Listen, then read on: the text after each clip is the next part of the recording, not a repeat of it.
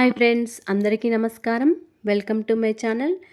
ఈరోజు మన ఛానల్లో వెజ్ శాండ్విచ్ని టేస్టీగా, ఈజీగా ఎలా చేయాలో చూపించబోతున్నాను. ఇలా వెజ్ శాండ్విచ్ చేసుకొని మార్నింగ్ బ్రేక్ఫాస్ట్లోనైనా లేదంటే ఈవినింగ్ స్నాక్స్కైనా చేసుకొని తినేయచ్చు. ఇలా చేస్తే పిల్లలైతే చాలా ఇష్టంగా తింటారండి. మరి ఈ నోరూరించే వెజ్ శాండ్విచ్ని ఇప్పుడు ఎలా చేయాలో చూద్దాం. శాండ్విచ్లోకి ముందుగా మనం స్టఫింగ్ని ప్రిపేర్ చేసుకుందామండి. స్టఫింగ్ కోసం నేనైతే ఒక ఆనియన్, ఒక క్యాప్సికమ్, ఒక 3 టమాటాలు, కొంచెం క్యాబేజీ, కొద్దిగా pizza sauce, mayonnaise, half teaspoon మిరియాల పొడి, ఒక 2 పచ్చిమిర్చి తీసుకున్నాను. అదేవిధంగా బ్రెడ్ స్లైసెస్ని ఇక్కడ నేను బ్రౌన్ బ్రెడ్ తీసుకున్నానండి. మీరు కావాలనుకుంటే మిల్క్ బ్రెడ్ అయినా తీసుకోవచ్చు.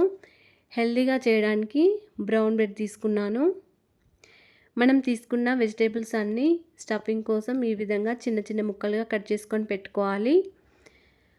మీరు కావాలనుకుంటే క్యారెట్, ఆలుగడ్డలైనా తీసుకోవచ్చు. క్యాబేజీ, క్యాప్సికమ్, టమాటాలు, ఆనియన్స్ అన్నీ కూడా చిన్న చిన్న ముక్కలుగా కట్ చేసుకోవాలి. చిన్న ముక్కలుగా కట్ చేసుకుంటేనే స్టఫింగ్ అనేది కరెక్ట్గా ఉంటుంది. శాండ్విచ్ అనేది పర్ఫెక్ట్గా కుదురుతుందండి. టేస్టీగా చాలా బాగుంటుంది. ఈ విధంగా మనం తీసుకున్న వెజిటేబుల్స్ అన్నీ చిన్న చిన్న ముక్కలుగా కట్ చేసుకొని పెట్టుకున్న తర్వాత దీనిలో ఒక హాఫ్ టీ స్పూన్ వరకు మిరియాల పొడి వేసుకోవాలి. మిరియాల పొడి వేసిన తర్వాత ఒకసారి కలుపుకోవాలి.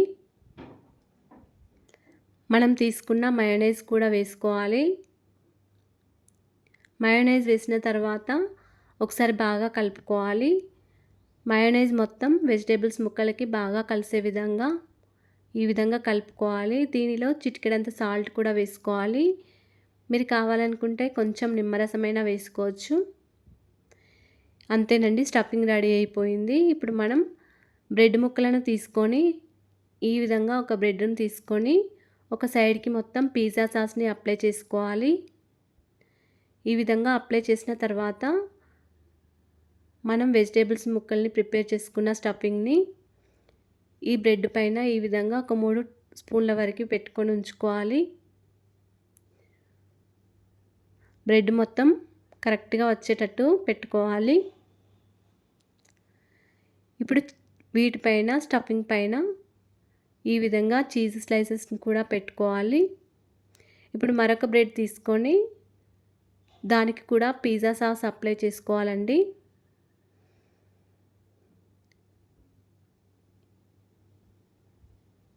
ఈ విధంగా చీజ్ స్లైసెస్ని పెట్టుకొని మరొక బ్రెడ్కి కూడా పిజ్జా సాస్ని అప్లై చేసుకొని ఉంచుకోవాలి. అంతేనండి. అదేవిధంగా అన్ని బ్రెడ్ ముక్కలు కూడా ఈ విధంగానే ఉంచుకోవాలి.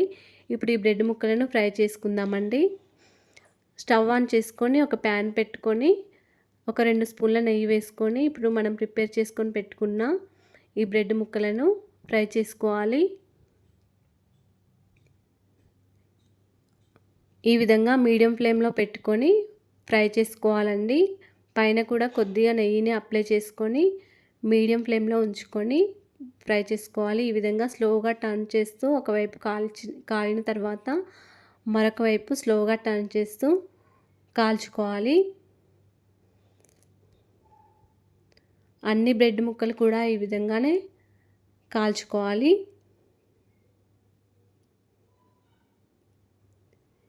మీరు నెయ్యికి బదులు బటర్ అయినా కూడా వేసుకోవచ్చు.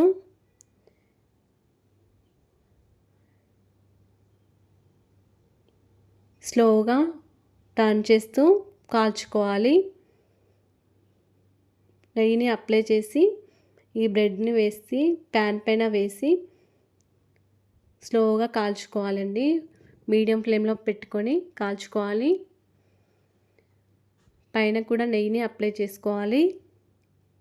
అన్ని బ్రెడ్ ముక్కలు కూడా ఈ విధంగానే కాల్చుకొని ఉంచుకోవాలి. అంతేనండి, వెజ్ శాండ్విచ్ రెడీ అయిపోయింది. మరి నోరూరించే వెజ్ శాండ్విచ్ని మీరు కూడా ఈ విధంగా ఇంట్లోనే ట్రై చేసి తినండి. చూడండి ఫ్రెండ్స్, కట్ చేస్తే చీజ్ మొత్తం మెల్ట్ అయిపోయి చాలా అంటే చాలా టేస్టీగా ఉంది. మీరు కూడా ఈ విధంగా ఈజీగా, టేస్టీగా, పర్ఫెక్ట్గా ఇంట్లోనే వెజ్ శాండ్విచ్ని ప్రిపేర్ చేసుకొని తినేయండి. మరి ఈ నోరూరించే వెజ్ శాండ్విచ్ని మీరు కూడా ట్రై చేసి తినండి. అంతేనండి.